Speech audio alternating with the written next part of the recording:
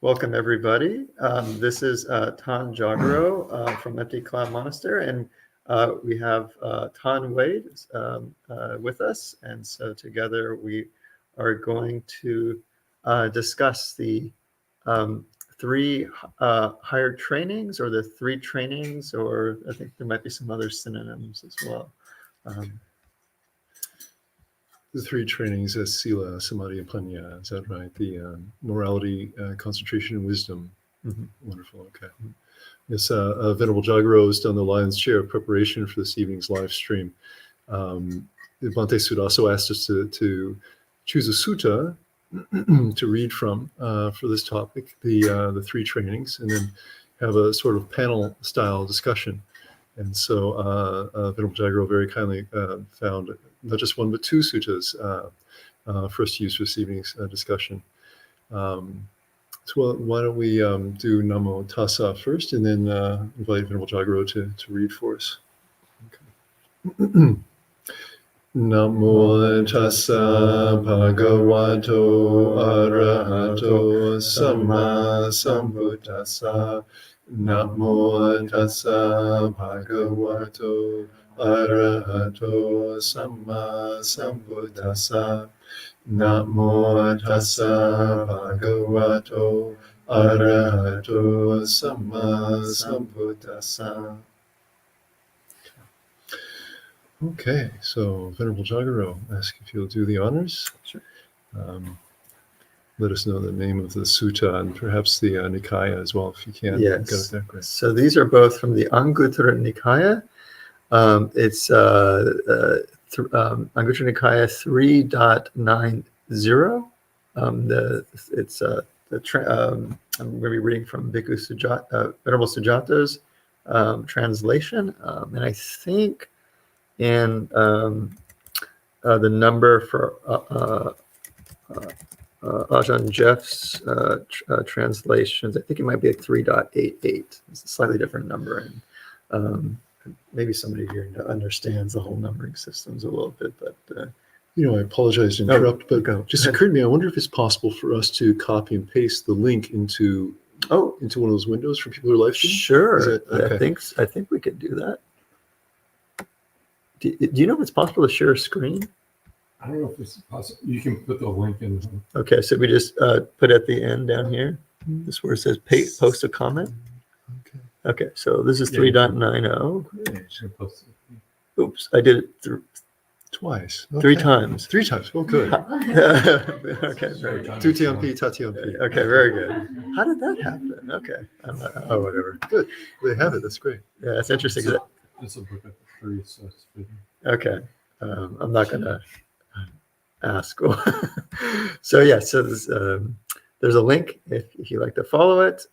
So I'll read this. I'm going to read the English translation, but you can. Sutta Central, one of the nice things about many of the translations, I think some of the translations, you can actually see the Pali side by side. That's helpful, and sometimes it's actually also helpful if another somebody else translated. Like I think this one has an Ajahn Jeff translation. If you click on parallels, you can also see the, for example, Ajahn Jeff's translation, which you can pull it up in a separate tab or something. But I'll read from Ajahn Sujata's, or Venerable Sujata's translation. Okay. Mendicants, these are the 3 trainings. What 3? The training in higher ethics, the higher mind, and the higher wisdom. And what is the training in the higher ethics? It's when a mendicant is ethical, restrained in the code of conduct, conducting themselves well, and seeking alms in suitable places. Seeing danger in the slightest fault, they keep the rules they've undertaken. This is called the training in the higher ethics. And what is the training in the higher mind? It's when a mendicant, quite secluded from sensual pleasures, secluded from unskillful qualities, enters and remains in the first absorption, and then there's the I forgot what they're called, but the the absorption. They dots. mean the jhanas. Oh, they've got Oh no, ellipses. no, I'm sorry. the dots. Sorry. There's a term for the Ellipses. no, but the poly term for I forgot. But basically, it's basically a cut and paste of basically the description of the first, second, third, and fourth jhanas. So second absorption, third absorption, and fourth absorption. And this is called the training in the higher mind. And what is the training in the higher wisdom? It's when a mendicant realizes the undefiled freedom of heart and freedom by wisdom in this very life. And they have lived having realized it with their own insight due to the ending of the defilements. This is called the training in the higher wisdom. These are the three trainings. And then there's some verses that the Buddha shares. The higher ethics, the higher mind, and the higher wisdom should be practiced by those energetic, steadfast, and resolute, practicing absorption, mindfulness, and guarded senses. As before, so after, as after, so before, as below, so above, as above, so below, as by day, so by night, as by night, so by day, having mastered every direction with limitless immersion. They call them a trainee on the path and one living a pure life. But a wise one who has gone to the end of the path, they call a Buddha in the world. With the cessation of consciousness, freed by the ending of craving, the liberation of their heart is like a lamp going out. So yes, that's Anguttara Nikaya 3.90. And did we want to pause here and maybe do some discussions or reflections? Sure. Well, this is a very succinct expression of the threefold training, with nice verses at the end as well. It's kind of lovely verses. What inspired you in regard to this sutta in particular? What was it you liked about the sutta in particular? Made you choose it? This one I thought was good because it had the actual description from the Buddha. I like when the Buddha gives a definition, but also like this one is very similar to the one just before, except this one has the verses, which I agreed. I really like the verse. It stood out. So if you wonder what the first one is, it's just this one, but like half of it. So okay, interesting. Well.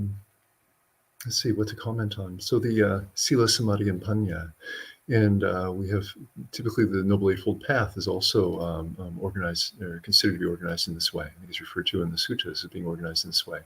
Is that there's a sīla kanda and a samādhi kanda and a paññā kanda, the Noble Eightfold Path. So I think a theme that we see in other areas of the canon as well. And it's something that the Buddha encourages monks to try to develop themselves in, to really focus on developing themselves in the higher ethics, the higher mind, meaning concentration, and the higher wisdom.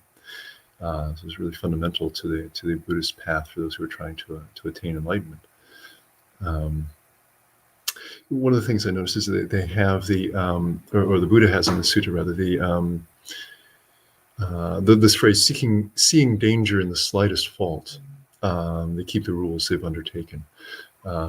This shows up in a sutta that we chant after the patimokka each fortnight in the monasteries. Tayana? That's right. Yeah. Yes, Tayana. Mm-hmm. Originally a long poem originally spoken by a Dewa, but approved by the Buddha, and he said that we should remember the sutta because it pertains to the fundamentals of the holy life, and so we chant it every 2 weeks after listening to the patimokka, and has this line as well: "Seeing danger in the slightest fault." Something was caught my notice. Are there any points in here that really stood out for you, Venerable? Well, I think the connection to the Noble Eightfold Path, I think, was one of them. I think one of the other ones, I wish I should have done a little more research, but there was something that jogged in my memory about one sutta. My gosh, I wish I knew what this was. Maybe somebody here knows. There's a monk that went to the Buddha and was saying that he was having trouble kind of keeping all, he was a bhikkhu and was having trouble keeping all these rules, kind of making sense of everything. And, he's getting very discouraged from it. And the Buddha actually said, can you basically keep these 3 trainings? I believe it was the higher sīla, higher chitta or higher mind, and the higher paññā, higher wisdom. I believe it was that, but I could be wrong. Isn't it good around like 110, 120? Oh, good. I could find it. No, let's give it a try. Yeah. That's gonna be great. Yeah, no, that's why I was thinking somebody here might know. Let's give that a try. No. 110 to 120. I'll find it. Okay, great. No, I recall that as well. That's right. He says that the monk says there are more than 150 rules come up for recitation every fortnight, and he says I can't keep them all. And the Buddha responds, well, can you keep the training in higher sīla, higher mind, and higher paññā, higher wisdom? The monk says, okay, I can do that. So right. It reminds me of a teaching from a Thai forest master. But however, the phrase is up to interpretation, I think. What exactly does this mean? Sometimes a source of debate within the community. Okay, and Venerable Jagro is looking at this reference. We have 2 people here trying.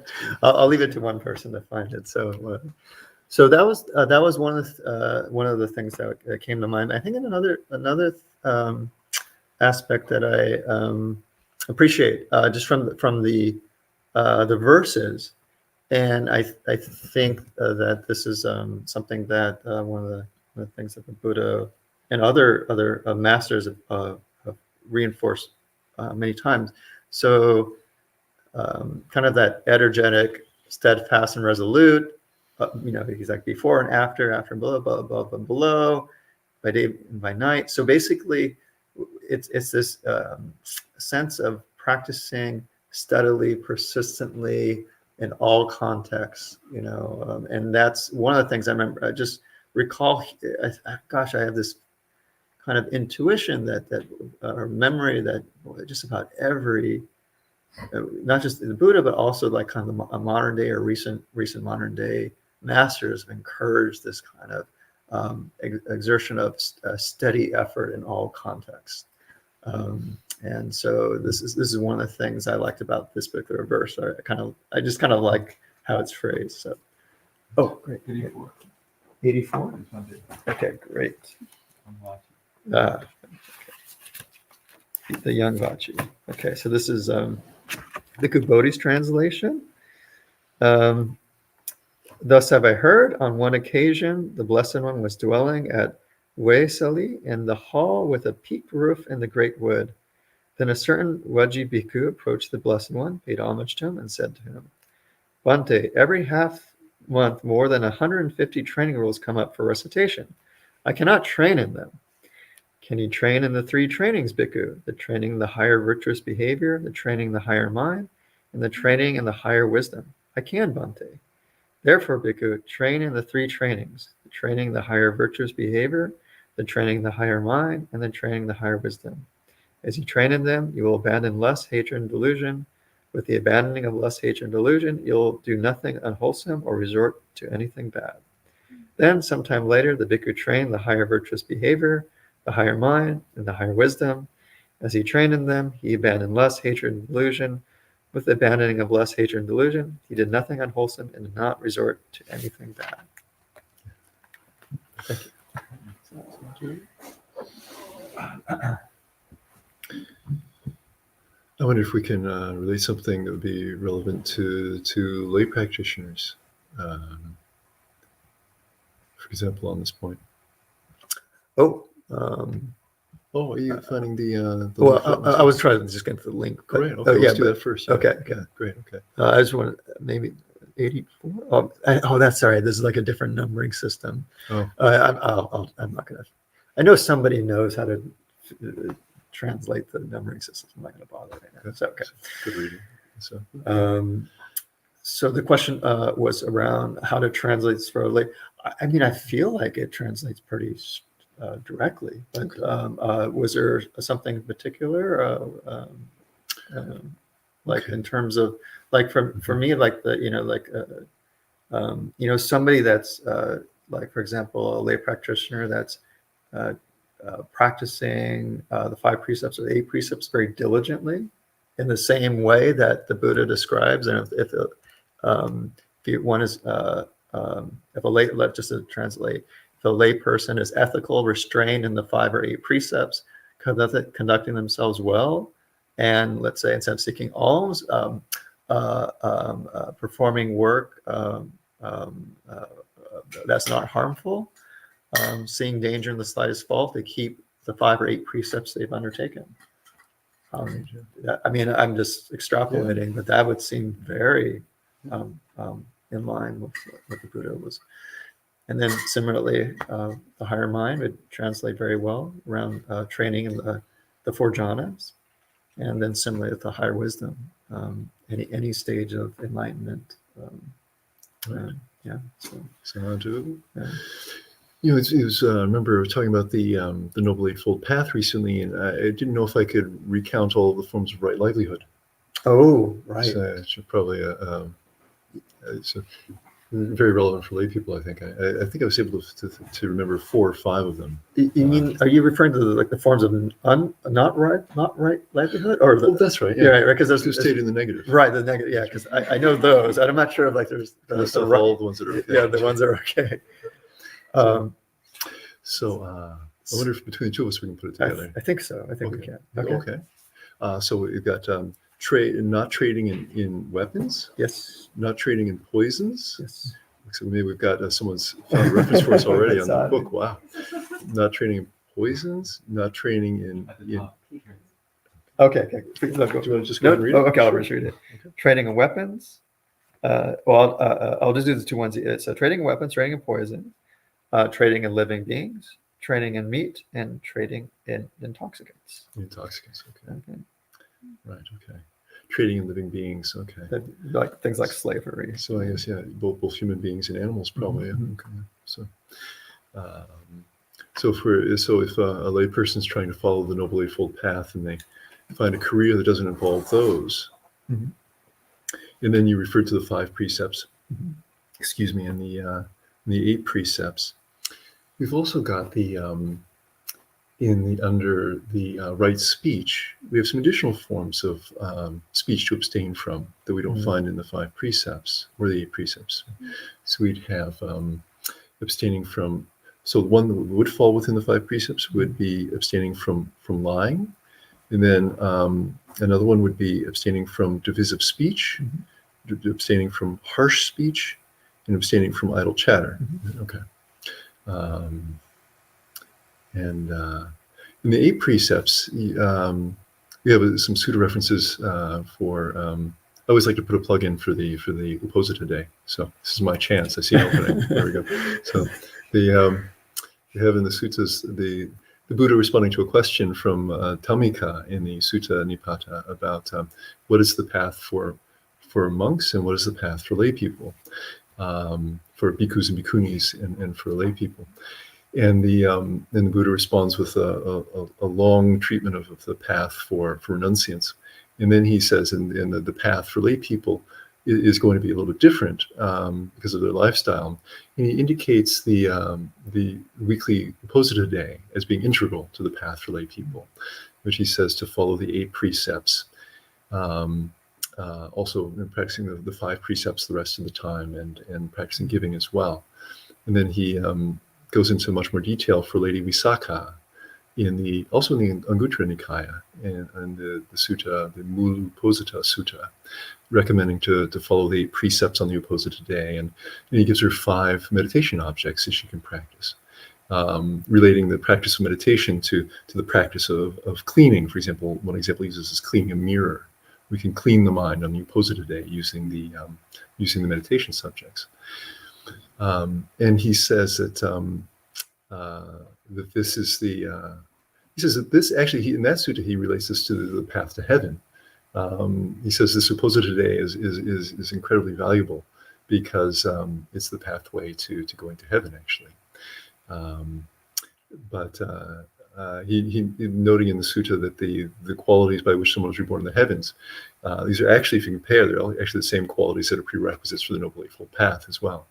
So I wonder if anyone might have some, or if you, Venerable, might have some ideas about this kind of overlap. Personally, I think it may be that it's one street with two destinations on the street. So if you follow this path, you know, there's heavenly rebirth is a possibility, or if you develop it even more, then perhaps even attainment. So, that makes a lot of sense to me. Yeah.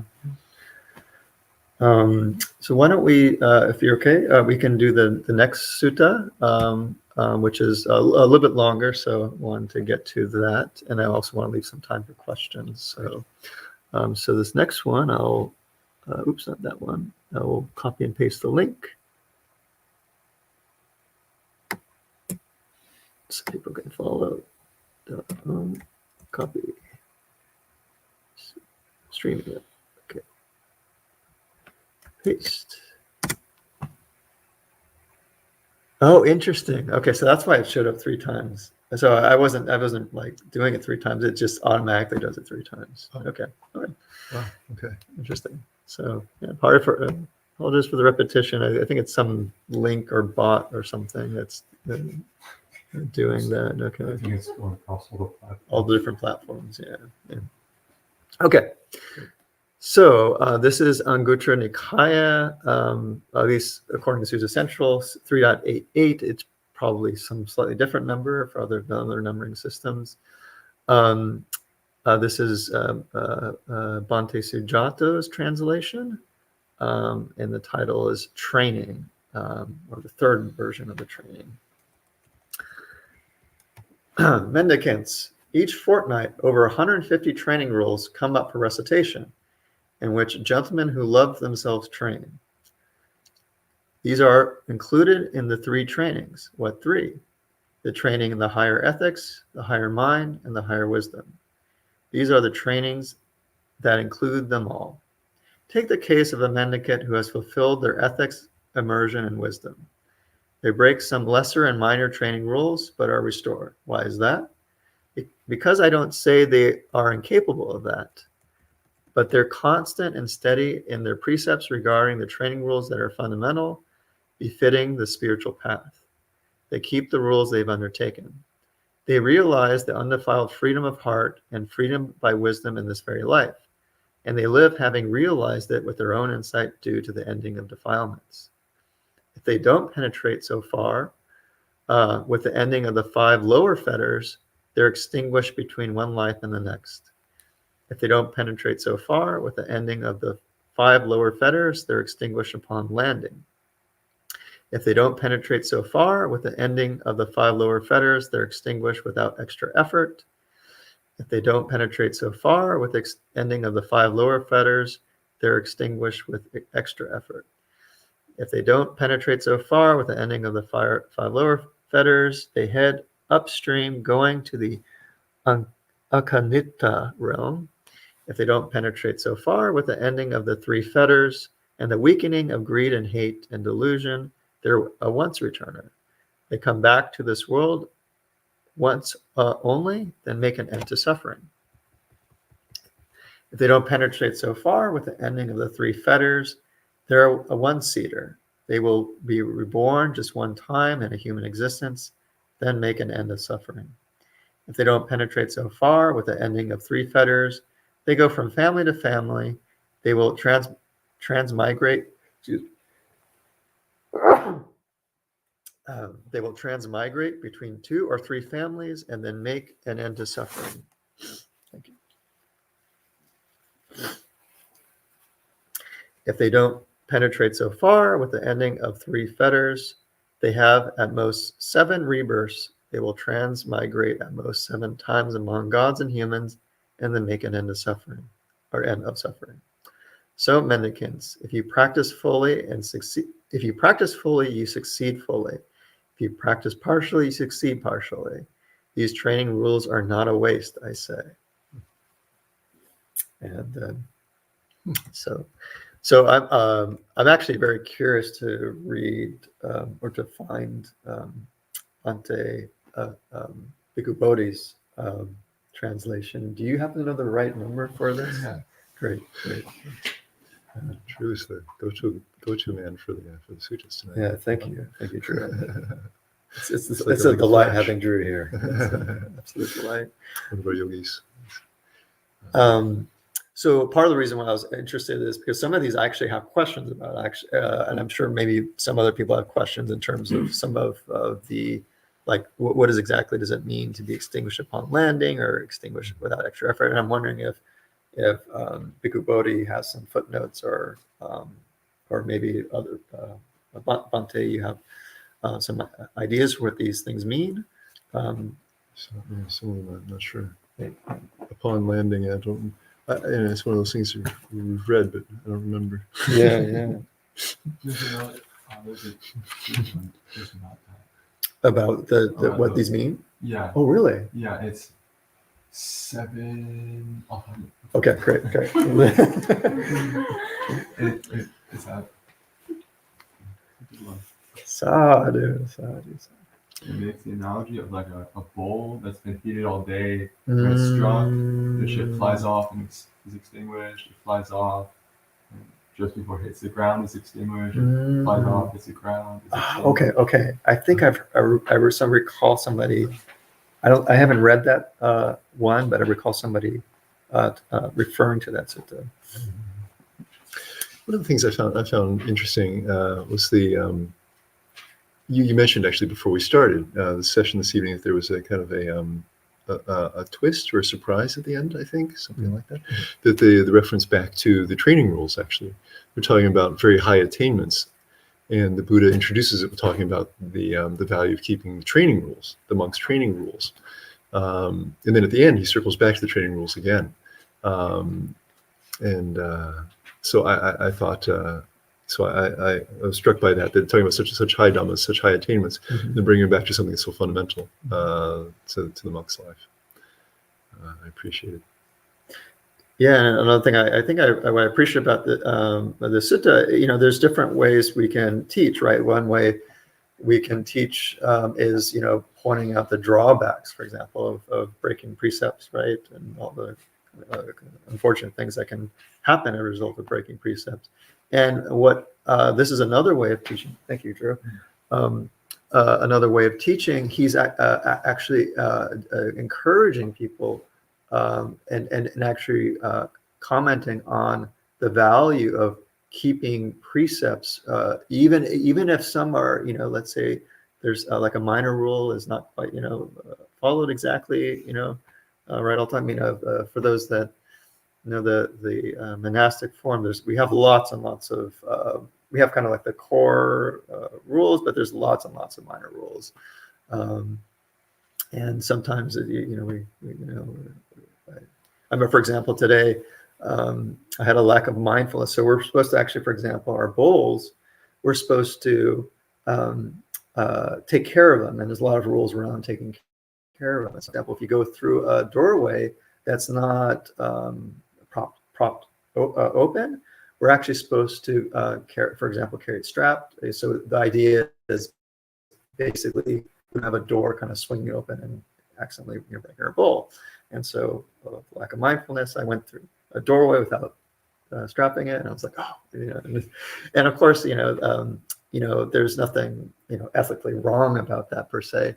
But as I mentioned, that was pointing to a lack of mindfulness right there. I was like, oh, okay. So part of keeping some of these monastic precepts is actually to encourage us to always be mindful, and that kind of persistent day and night, up and down, wherever context you are, always being mindful. And so I think that's part of what this the Buddha is pointing to with this. You see it so much throughout the suttas of this encouragement of always being diligent, always being mindful. Thank you. So if you're okay, can I actually read this Sure. section? Because I'm actually quite curious as to.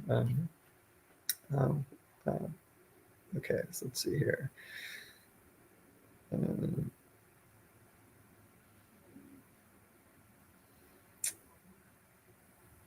What did you say? I'm trying to figure out how to because it's quite long. I don't. Well, I'll just do the first one. Okay, so this is in Bhikkhu Bodhi's Anguttara Nikaya. Let's see, Book of Sevens, 55, Destination of Persons. Bhikkhus, I will teach you the 7 destinations of persons and attainments of Nibbana through non-clinging. Listen and attend closely. I will speak. Yes, Bhante, those bhikkhus replied. The Blessed One said this. And what bhikkhus are the 7 destinations of persons? Here, a bhikkhu is practicing thus. It might not be, and it might not be mine. It will not be mine. I am abandoning what exists, what has come to be. He obtains equanimity. He is not attached to existence. He is not attached to origination. He sees with correct wisdom. There is a higher state that is peaceful, yet he has not totally realized that state. He has not totally abandoned the underlying tendency to conceit. He has not totally abandoned the underlying tendency to lust for existence. He has not totally abandoned ignorance. With the utter destruction of the 5 lower fetters, he becomes an attainer of Nibbana in the interval. And this is where the Buddha goes through an analogy. For example, when an iron bowl has been heated all day and is struck, a chip might fly off and be extinguished. So too a bhikkhu is practicing thus. And this is alliteration of 71. Okay, is it? I think it's the same as, well, yeah. And thus, and he has not totally abandoned ignorance. This is what I just said before.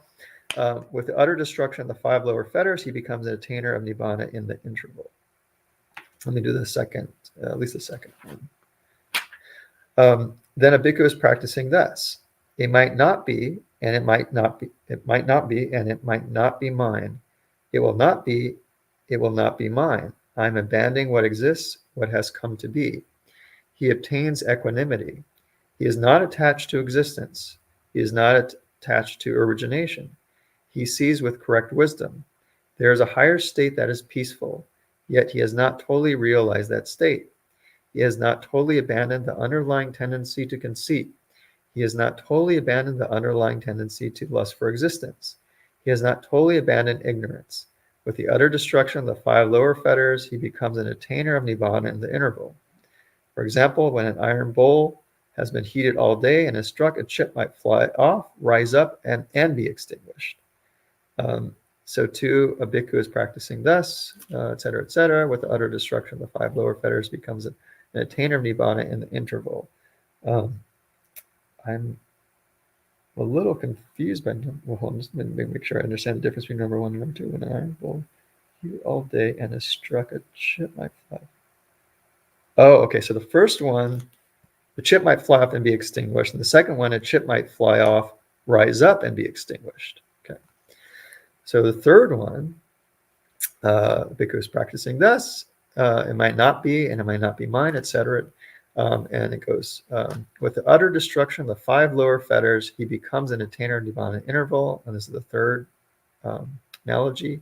For example, when an iron bowl has been heated all day and is struck, a chip might fly off, rise up, and be extinguished just before it lands on the ground. So too, bhikkhu practicing, etc. The utter destruction of the 5 lower fetters, he becomes an attainer of Nibbana in the interval. Then a bhikkhu practicing thus, it's same thing. He's a attainer of Nibbana on landing. So this is the fourth analogy. For example, when an iron bowl has been heated all day and is struck, a chip might be produced and fly up, and upon landing and on the ground, it would be extinguished. And so to a bhikkhu practicing thus, etc., with the utter destruction of the 5 lower fetters, he becomes a attainer of Nibbana upon landing. Number 5, then a bhikkhu practicing thus, same as before, with the utter destruction of the 5 lower fetters, he becomes an attainer of Nibbana without exertion. So I think that's this one's referring to. I'm just trying to cross-reference with other. So here's the analogy. For example, when an iron bowl has been heated all day and is struck, a chip might fly off, rise up and fall on a small pile of straw or sticks. There would produce fire and smoke. But when it has exhausted that small pile of straw or sticks, if it gets no more fuel, it would be extinguished. So too, a bhikkhu is practicing thus. Without destruction of the 5 lower fetters, he becomes an attainer of nibbana without exertion. Then a bhikkhu is practicing thus. It might not be same as before. Without a destruction of the 5 lower fetters, he becomes an attainer of nibbana through exertion. For example, when an iron bowl has been heated all day and is struck, a chip might fly off, rise up, and then fall upon a wide pile of straw or sticks. Then it would produce a fire and smoke. But when it has exhausted that wide pile of straw or sticks, if it gets no more fuel, it would be extinguished. So too, a bhikkhu, etc., with the utter destruction of the 5 lower fetters, he becomes an attainer of nibbana through exertion. And then the 7th and final one, then a bhikkhu is practicing thus. It might not be, and it might not be mine. It will not be, it will not be mine. I'm abandoning what exists, what has come to be. He obtains equanimity. He is not attached to existence. He is not attached to origination. He sees with correct wisdom that there is a higher state that is peaceful. Yet he has not totally realized that state. He has not totally abandoned the underlying tendency to conceit. He has not totally abandoned the underlying tendency to lust for existence. He has not totally abandoned ignorance. With the utter destruction of the 5 lower fetters, he becomes one bound upstream, heading towards the akanita realm. For example, as the last analogy, when an iron bowl has been heated all day and is struck, a chip might fly off, rise up, and then fall upon a large pile of straw or sticks. There would produce a fire and smoke, and when it has exhausted that large pile of straw or sticks, it would burn up a wood or a grove until it reached the edge of a field, the edge of a road, the edge of a stone mountain, the edge of water, or some delightful piece of land. And then, if it gets no more fuel, it would be extinguished. So too, a bhikkhu is practicing thus. With the utter destruction of the 5 lower fetters, he becomes one bound upstream, heading towards the akanita realm. These bhikkhus are the 7 destinations of persons. And then the Buddha says, and what bhikkhus is the attainment of nibbana through non-clinging? Here a bhikkhu is practicing thus. It might not be mine. It will not be mine. I am abandoning what exists, what has come to be. He obtains equanimity. He is not attached to existence. He is not attached to origination. He sees with correct wisdom there is a higher state that is peaceful, and he has totally realized that state. He has totally abandoned the underlying tendency to conceit. He has totally abandoned the underlying tendency to lust for existence. He has totally abandoned ignorance. With the destruction of the taints, he has realized for himself that with direct knowledge in this very life, the taintless liberation of mind, liberation by wisdom, and having entered upon it, he dwells in it. This is called the attainment of nibbana through non-clinging. These bhikkhus are the 7 destinations of persons and attainment of nibbana through non-clinging. So that explains any 7 or 6 or 7 of these, and the other sutta. So, Venerable, I'm thinking just regarding the time, it might be good. Maybe we could start some questions, unless you had some comments on this sutta. Or Sounds good to me. Yeah. Questions? Yeah. yeah, Take some questions. I wonder if any of the yogis here have any questions? Yes. Here. I wanted to know what does it mean when it says the chip rises up from the bowl? I was kind of confused on like that phrase.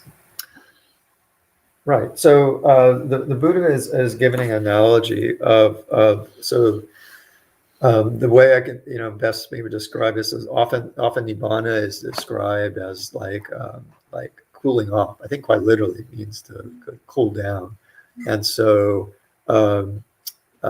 like a mind that is close but not quite realize the full extent of an ending of all defilements.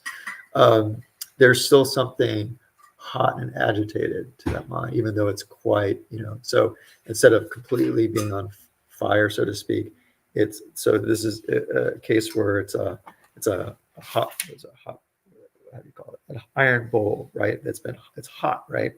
So at the end of its life, that's what it's referring to, that kind of that at the end it's getting struck. It's starting to. It's kind of the analogy of the new life that's connected to the previous life or the current life, going to next life, and that's what that chip is referring to. That kind of. I don't want to say transference because that's probably not the right metaphor, but it's the iron bowl. It's kind of the connection between the present life, and that chip is the catalyst for the next life. So normally, if this was like an unenlightened being, there would just be fire, kind of blazing fire of one life, and then it would just lead to the blazing fire of the next life, right? So and in this case, something's actually it's still hot, but it's not totally on fire. So it's like an iron bowl. It's going to heat all day, and then so this is kind of like that kind of metaphor of about to strike a new life, but it actually gets extinguished along the way. So this is my best guess of what the analogy is referring to. But like I said, this is me just I'm guessing here. I'm speculating. So, Bhante, do you have any thoughts about what I've said, or any other thoughts about what the analogy might be referring to? That's true. Did you feel like that was clarifying? Kind of. So I think that my understanding was that the chip is basically kind of like one step into putting down the fire. Right? Is that what, like putting down the fire, like putting down the defilements, kind of, so that like in the next life, that when they go into the next life, that it's like less of the heat. I don't understand. I don't know if I'm understanding it right. I think it's about the chips coming off of this iron bowl are kind of flaming out at different times. Is that right? Okay. And so he's saying that the further you go along the path in practicing, then the more quickly you put out your fire, I guess, is kind of the meaning of it. Does that sound accurate? I mean, when I say fire, I mean the quicker the chip flames out, meaning the quicker your defilements are extinguished. So. Yeah, that's my best guess. These are analogies to subtle states. One thing that might be useful too. A lot of times, I found it helpful if there's a sutta that's kind of captured my interest. This captures your interest, actually, to read it and actually reflect on it repeatedly. So if there's something because part of it, like the Buddha, I think this is again, I shouldn't speculate, but I'll just share some of my own experiences. Sometimes I've seen my mind get quite interested in a particular sutta, and it'll be like kind of cogitating on it. It's like, what does this mean? What does this mean? And I sometimes wonder if that was kind of intentional. That sometimes the Buddha maybe not made because he was saying things. He said things to be a little bit provocative or a little bit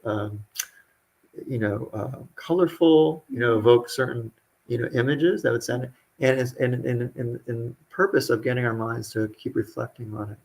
So if there's something little, and so sometimes something being confusing actually can generate interest. What does that mean, right? I actually don't know exactly what it's referring to. It's like it's an analogy, right? And so it's if this is of interest to you, I would encourage you to read it and reflect on it. Mm-hmm. What is the name of the? It's called the Bhikkhu Bodhi's translation. It's called The Destinations of Persons. It's in the Anguttara Book of Sevens, number 55. Okay. Yeah. Thank you. Yeah. Take a question from Linda. Yes. I know it's some online. There may be, but So it's really just to clarify. Thank you. Sure, I think it's quick just to clarify and make sure I'm absorbing sort of the key points of the 3 suttas. And so if I can just sort of say what I think I heard at the beginning was around the 3 trainings, an attitude of seeing every potential not mistake, but every fault as a danger, right? Like seeing the danger in it, and also hearing in one of the next parts that while complete effort brings complete result, partial effort brings partial result, and nothing is wasted. And then in the last part, I think I heard, and this is relative to the sort of nested last sutta we got it feels like the final point of that is, and partial effort just means you have to do more effort later. Like, if I really boil everything down, like, I'm just trying, my real question is, am I gluing this, help me glue all this together, like back to the core theme I think that you're raising around like the threefold training. And then I have a question later if there's time about like the order of them, but really I'm just trying to like process it all. So any help in sort of just gluing it all together. Like, did I hear properly? Like, So maybe just for the people on the stream, the question is, am I understanding these 3 suttas properly, putting them together, and the glue you're referring to is oh boy, I forgot. Maybe you could say it one more time succinctly. the 3 points I heard were like, Okay. Oh, there's 3 points. This, like, for example, the sīla, and not just the sīla, the effort being, to take every potential fault as a danger, right? Meaning like, don't take it lightly, right? The second piece being, but even if your effort is only partial, nothing is wasted. And the last point being, to whatever degree your effort is partial and doesn't get you all the way there, it just means to the degree to which you will have to exert more effort, like from the fire, like to the point that was made around how fast the fire goes out. So those are like the 3 things I think I heard. Okay. Boy. Sorry, go ahead. I think the microphone picks it up pretty Oh, does it pick up? It Oh, does, okay, actually. okay. So repeat. And if that's not clear, then you can totally skip it. But Well, that was one point I drew out of it. The first sutta was that the one note in there is that seeing danger in the slightest fault. It was just something that caught my eye, so we talked about it a little bit. The first sutta actually is kind of an overview of the 3 trainings, to my mind anyway. And then so I mentioned that one point, and it turned out the next sutta that Venerable Jagaro picked out elaborated on that, pointing out the benefits of keeping the sīla, right? And that's an interesting way you put it. I think that if you only put in some effort now, you have to put in more effort later. Usually is, yes, which is so true, right? We have to keep going until we reach our goal. Yeah, but the first one, I think it could be seen more broadly. It's just that I happened to bring up, that happened to catch my eye. And I didn't know that the next sutta that the Venerable had chosen actually went more into that about sīla. Yeah, so it's a happy coincidence. I like how you were connecting the 3 suttas. I don't, it's one of these things where, it's okay to, I think, to focus on certain things sometimes. Like, I mean, the suttas are saying a lot of things, and they often have a lot of multiple meanings and multiple teachings. And so if you're able to pick something out and the mind resonates with that, I think that's really useful to go with. It's also worth mentioning that, I think it's a pretty common tendency for people to resonate with things. Maybe if they're, let's say, already inclined to see the fault, like the danger in the slightest fault, they'll be like, okay, yes, I gotta be very careful, very fastidious, right? And then people that are very, relax and easy going. They're like, oh yeah, if I don't get it now, I'll get it in the next life, maybe 10 lives from now. And I think it's also worth keeping in mind that to kind of consider your own temperament, and then also like, okay, like this is where my temperament is, and are there other themes that these suttas are also saying, right? And so I usually find that useful, because I'll definitely my kind of own tendency to pick out certain things, and many of these suttas are actually saying multiple things. So yeah, we have a whole bunch of questions online. Well, we've got one here. I wonder if we could mention. I apologize Oh, for stopping you. We have a hello from Nisabo Bhikkhu. I wonder if you Oh noticed yeah, the voices, yeah, right? yeah. We have a hello from lots and lots of people too. Nisabo Bhikkhu, a friend of mine from Mapjan, Ajahn Bhikkhu, Ajahn Nisabo, and you must have known him at Bayagiri, I guess. Yes, right. And he's starting up a monastery in Washington State. As I recall, is it called Clear Mountain? Clear Mountain. Oh, wow, great. Okay, famous already. Excellent. Hello, Ajahn. Hello, Ajahn Nisabo. I hope you're well. There are just, maybe I could just really quickly just say all the people who said hello, because I'm starting to feel regret already.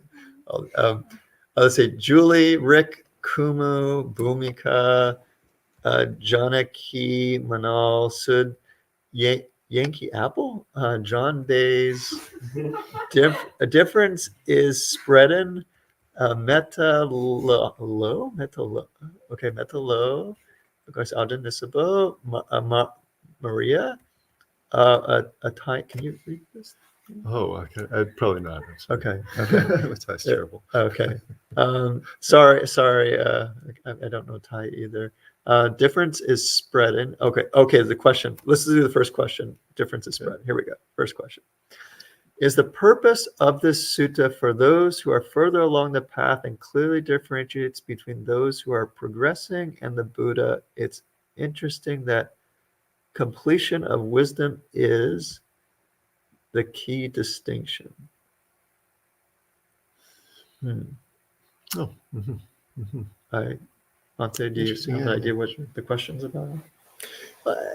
He makes reference or this person looks at a picture of a man, I believe. The difference is spreading. He's saying, is the purpose of this sutta? It doesn't mention which sutta it is, but it looks. I wonder if it may be the last one you're reading in regards to the different stages of enlightenment achieved.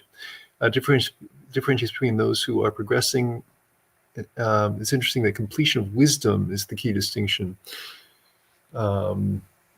Right. Well, I guess it says in the suttas that in order to attain arhatship, you have to perfect wisdom. That to attain anagami, you have to perfect concentration, but to attain anagami, you only have partial wisdom. And then the attainment of arhatship is both perfect samādhi and perfect wisdom. Yeah. And it looked like that sutta was saying that kind of underpinning all of it is the sīla. So maybe perhaps they're teasing out all three aspects of the threefold training that way. Sud has the next question. How does the training in the higher ethics apply to lay life? Is it the same as it's the same as 10 wholesome actions from Samādhi Sutta? So I think we talked about this earlier, but is it the same as 10 wholesome? Do you know this? Yes. Okay. So thank you. That's right. Very, very good question. How does training in the higher ethics apply to lay life? We talked a little bit about it, but this raises an interesting question here. This person, Sud, about the 10 courses of wholesome action and the 10 courses, then as a companion, the 10 courses of unwholesome action. And we have multiple lists of sīla in the Pali Canon, and there's this overlap and there's distinctions. So the 10 courses of wholesome action have the 5 precepts except for taking of intoxicants. And then it has the other forms of right speech, which we were talking about, abstention from divisive speech, harsh speech, and idle chatter. And then it has 3 courses of wholesome mental action, you could say. And those would be practices that reduce our greed, practices that reduce our aversion, and practices that reduce our delusion or establish us in right view. So in that way, it actually kind of echoes the three trainings, I think. And so, in regard to ethics in particular, we have, I see, the Venerable is also going through the sutras as well. Oh, sorry, I'm just getting ready for the next question. Good. Oh, okay, good. Sorry. So there's the overlap there with the sīla of the 10 courses of wholesome action and the in right action, right speech of the Noble Eightfold Path. In that we have the components of right action and right speech right there. And then we have practices of the mind that reduce greed, aversion, and delusion as well. So to my mind, really related probably to meditation. And perhaps the abstention from intoxicants can be found in practices that reduce delusion. Perhaps it's up to us to judge, I guess. Do you think that covers it? Oh yeah, that's a great answer. Yeah, thank you. Okay, difference is spread has another question. Can we talk about the higher training in relation to Sutta 152 and Majjhima Nikaya? This, I just want, I believe I read this. I just have to refresh my memory what this one was about. Utari. Training. Site. Do you recall this sutta? This is Majjhima Nikaya 152. Does this jump out at you? Well, it's relatively long. The discourses in the Majjhima Nikaya are they're not as long as the ones in the Digha Nikaya, but they're still relatively long, and longer oftentimes than the ones in the Anguttara Nikaya. And I don't remember off the top of my head. Okay. I'm not sure if we're quite ready to discuss it. Yeah, I don't have. So maybe if we have time, we can save this for later. But let me thank you for your question for now. Let me just put a pause on that one. Or perhaps if he can send us a specific question that we can answer. Perhaps we can answer that. Okay. So next question is Venerables. This is from Rick. Venerables, when we do our best. Venerables, when we do our best to practice the threefold training, how do we harmoniously interact with people who don't? Thank you. Mm-hmm. So this is I wish I had a better memory like that. It's like, oh, there's a sutta, but I don't remember which number it is. I don't remember, but I'll simply paraphrase the gist of it. If other people do not practice this training, we will still practice this training. That's the gist of it. So if other people are, for example, lying, we will still practice truthfulness. If other people are practicing killing, we will still practice non-killing and non-harming. Sīla Sutta? Yes, that's it. Thank you. The Sīla Sutta, was it Majjhima Nikaya 6? Okay. That's right. Okay, no, at least I remember the number. Okay. Okay. So this one I think is a really good one to use. Yeah, it's great because it goes through it doesn't just go through that, but it also goes through other aspects of training because basically, like one of the other sections has to do with, like, let's say we have a tendency to, like, our mind's it doesn't have a tendency to, let's say, it struggles, let's say, with one of the precepts, let's say with stealing, right? We still train ourselves to not take what is not given. And so the point is that regardless of what other people do, regardless of our own tendencies, we will still train these things. And I think that I found that very helpful for me with other people because I know I can see I have a habit. It's not necessarily a skillful one, but if like there's some part of me wants to like mirror what somebody else is doing. So if somebody's getting angry, I want to get angry to mirror them. And this is not the Buddha's recommendation. So So even though this is a tendency, right, that I have, it's actually good that the Buddha, I really appreciate the Buddha really explicitly saying, do not train this way. And so even if somebody gets angry, I train in non-anger, for example, in loving kindness or in patience or in compassion, right? Finding some non-anger facility. So this is what comes to mind. Bhante, do you have any other thoughts? I guess those are great answers. Yeah. Yeah. I think it's a wonderful answer already. Okay. So let's do the next one. So that was Rick. Next question is from Sud. Dear Bhantes, does this mean that for one who practices the Noble Eightfold Path with fidelity, they will eventually attain the stages of the path for sure in this life?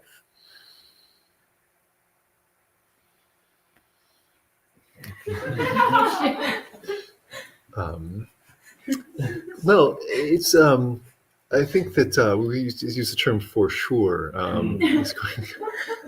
So there is a teaching from the Dhammapada commentary that one teacher referred to relatively frequently to inspire his disciples that they really can make a lot of progress. And he said that there was, according to the Dhammapada commentary, there's a story about a man who inherited a great wealth when he was young. But he was of temperament that he didn't have much self-control. And he liked to indulge himself. And so he spent his money, this great inheritance, on pleasures and indulging himself.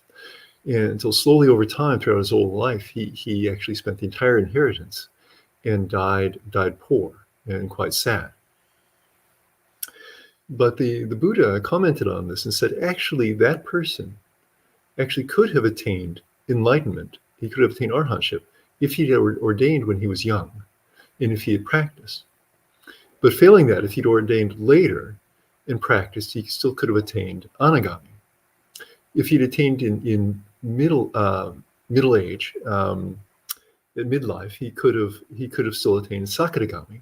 And even if he had attained when he was older, he could still have attained sotapanna. And I thought that was quite heartening that someone who lacked a high degree of self-control and was quite indulgent actually still could have been so successful in the Buddhist path if he had simply made the decision to walk it. So there you go. And that's what Sad. That's it. Okay. Kumu asks, Venerables, do the underlying tendencies occur at a slightly coarser level than taints, or do they mean the same? Aren't the taints asavas the last to get rid of in attaining nibbana?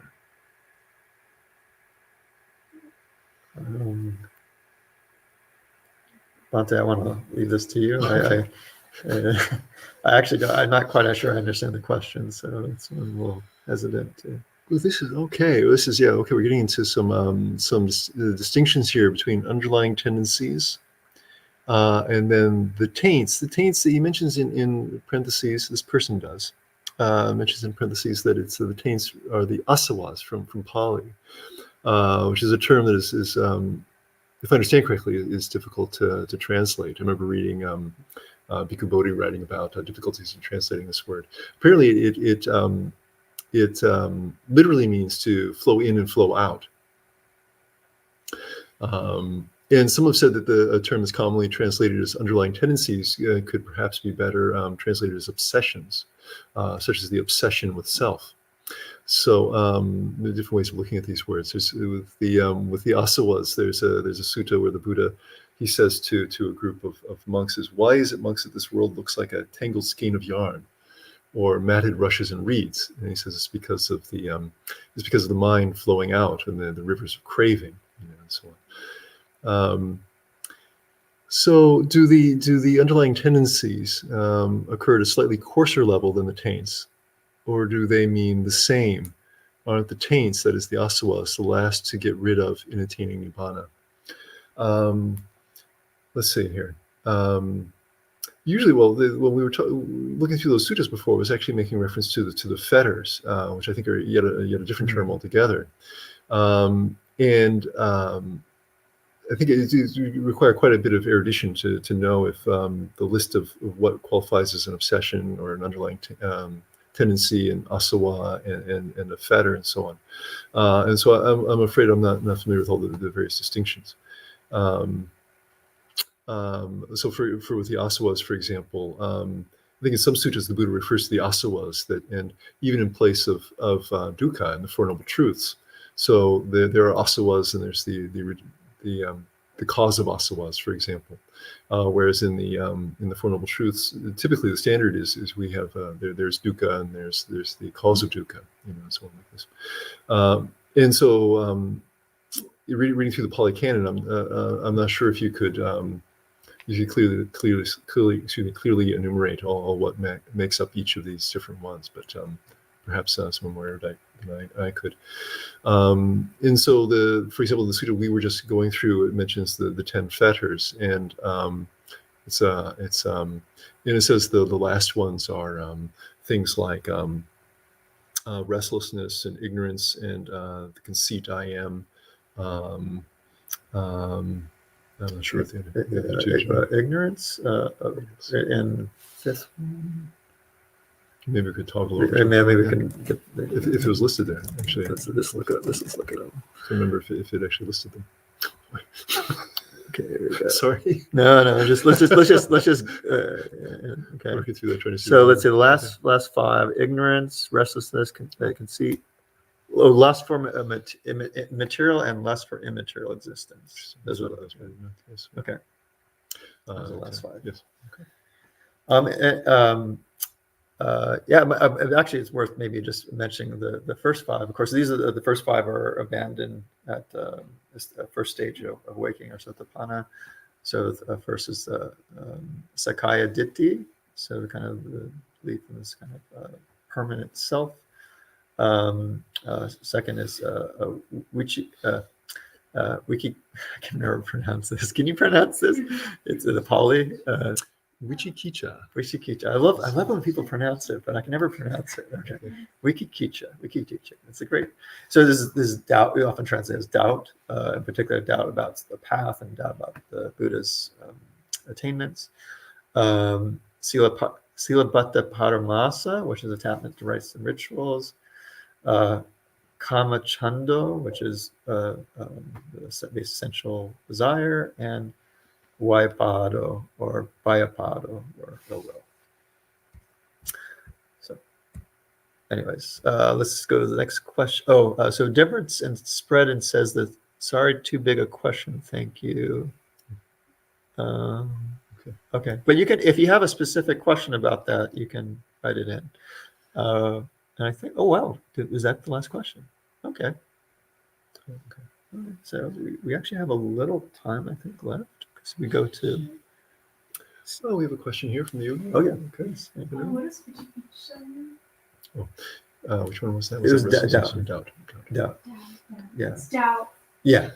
Right. In particular, doubt about the path, and doubt about the Buddha's attainment or his teachings.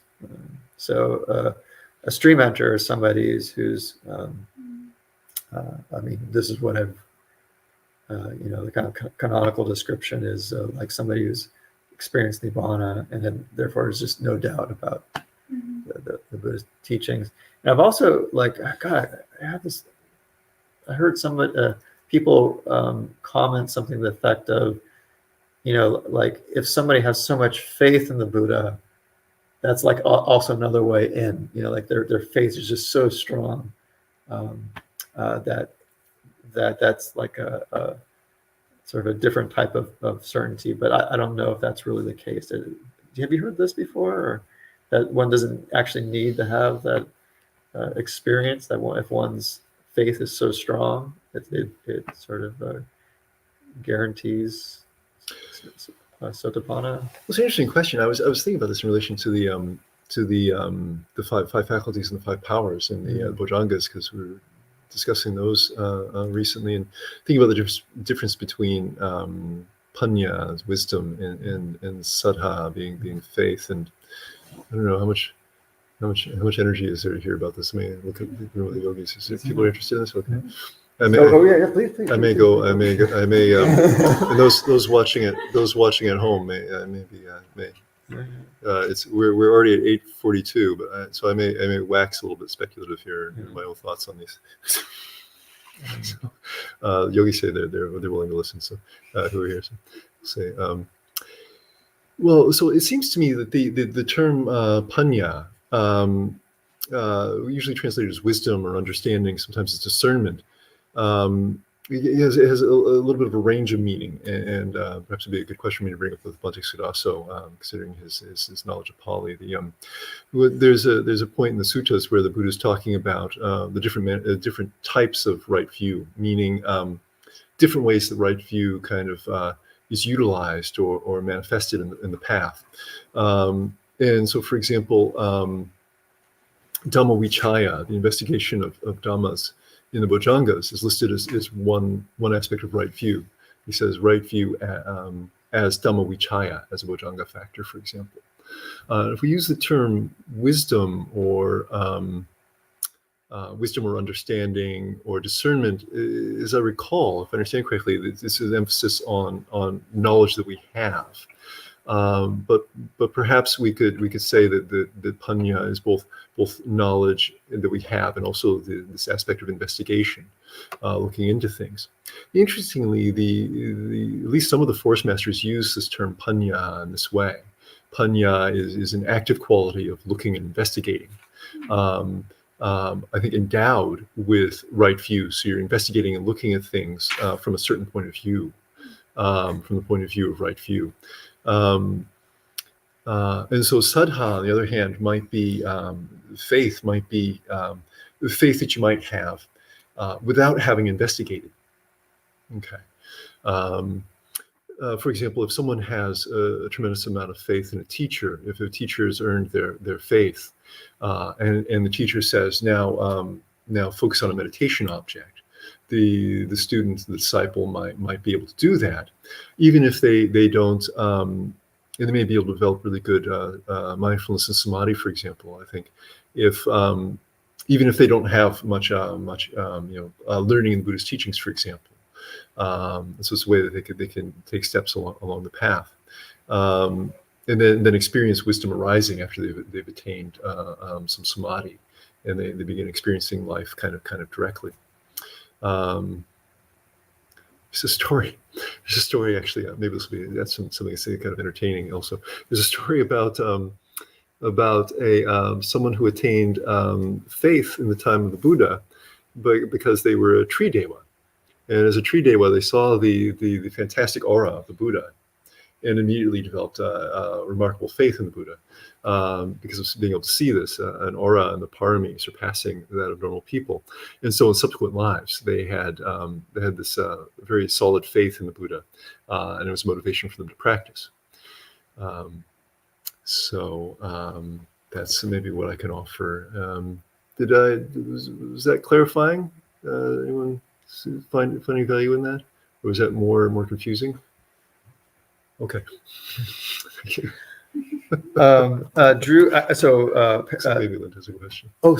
Let me just really Okay. quickly. So it wasn't just any person who said that if there's sufficient faith. So there's a sutta from the Buddha. It's Aggantra Nikaya, Book of Fives, number 179, from the translation of Bhikkhu Bodhi. I'm not going to read the whole thing because it's a bit long for now. We're running out of time. But the Buddha basically talks about a lay white robe householder who basically has sufficient faith, who basically is a stream enter. So anyways, again, there's so many questions. I feel like I'll just leave this as a reference for those who are interested in it, and then we'll move on to the next ones that are here. Do we have one that was here? Linda, did you have one? Oh, never mind. Okay. So It's getting late at night. yeah, I know. Okay. Okay. Share good night. Sud, dear Venerables, we really appreciate the caring nature by which you share and do the dana of Dhamma. Oh, well, thank you. This is a question. It was just and there's actually other. Yeah, there's other people sharing appreciations. I'm a little. I'm very, how do you say, a tendency towards being very, very like efficient. So I accidentally, so. Okay. Well, I think we'd like to probably anumotana everyone who's staying up late watching this. Yeah, and the yogis here who are listening intently. I think it's something that brings real pleasure to monks also, is if we feel like we have something to share, and we do, and people find some value in it, then it's quite gratifying. So thank you for your comments. Okay, Rick asks, if I may ask a follow-up question. I am surrounded by friends, family, and people in the community who are hostile to Buddhism and meditation. How do we live and work together in harmony with them? Well, don't try to meditate with them, and don't try to talk about Buddhism. Just be kind. I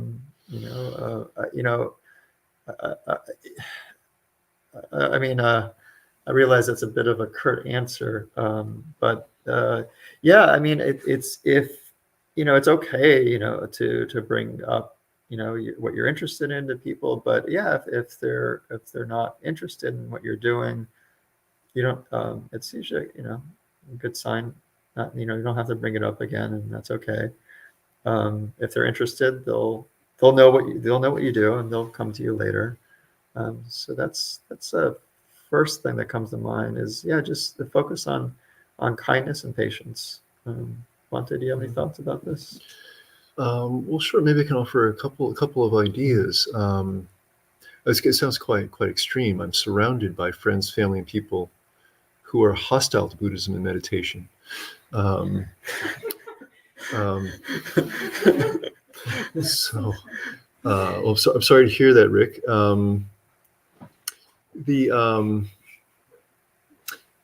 Perhaps if you can look at if there are ways to make adjustments in your life in regard to who you associate with, who you're surrounded by. It's one thing. Assuming you've already done that, if you reevaluate your commitments and what's important to you, it is listed in the Mangala Sutta that not to associate with fools, but to associate with with the wise. Excuse me. And to worship that which is worthy of worship is a highest protection in life. It really resonated with me what you said, Venerable Jagaro, about if we're with people who, for example, are angry, we also might get angry. I think it's kind of a principle in Buddhism that we want to associate with good people so that their good qualities kind of rub off on us, and we're encouraged to be good as well. On the other hand, when we find ourselves living with people who are hostile to something like Buddhism and meditation, then maybe the story actually dovetails with what the Venerable was saying. I remember a young American woman writing in a magazine that her parents hated it when she was a Buddhist, but they loved it when she was the Buddha.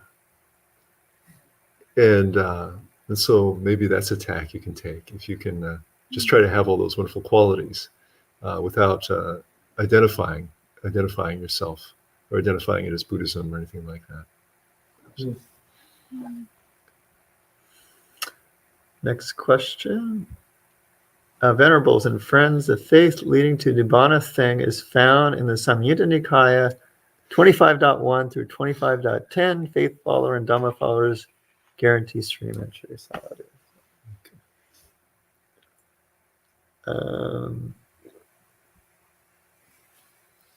Ethan asks, guarantee stream entry before passing away in this life to clarify.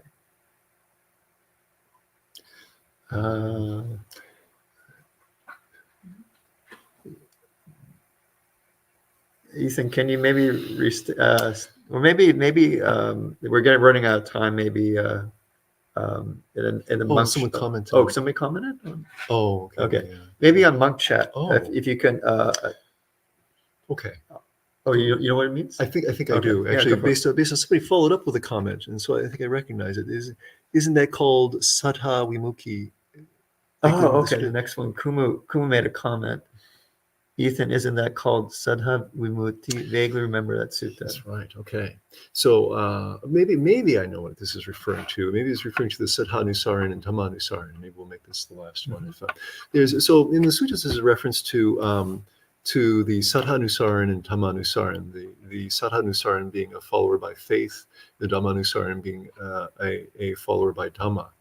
And it says that if one attains to Saddhanusaran, it means that one has faith that all of the sense experience is impermanent. And if one attains this, then one is guaranteed of attaining Sotapanna in that same life. The one who attains Dhammanusaran is one who has found through investigation that all sense experience is impermanent. And this is, and also similarly is guaranteed of attaining Sotapanna in that same life.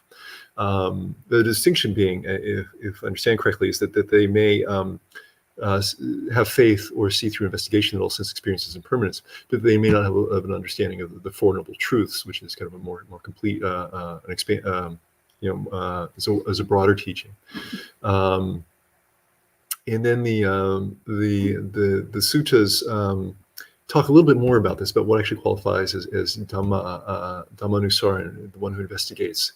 And the commentaries, as I understand, if I recall correctly, say that the Saddhanusaran is one who's led by faith. And so when they attain Sotapanna, they will have done so basically kind of on the strength, or with Saddha as their strongest quality, and the Dhammanusaran with paññā as their strongest quality.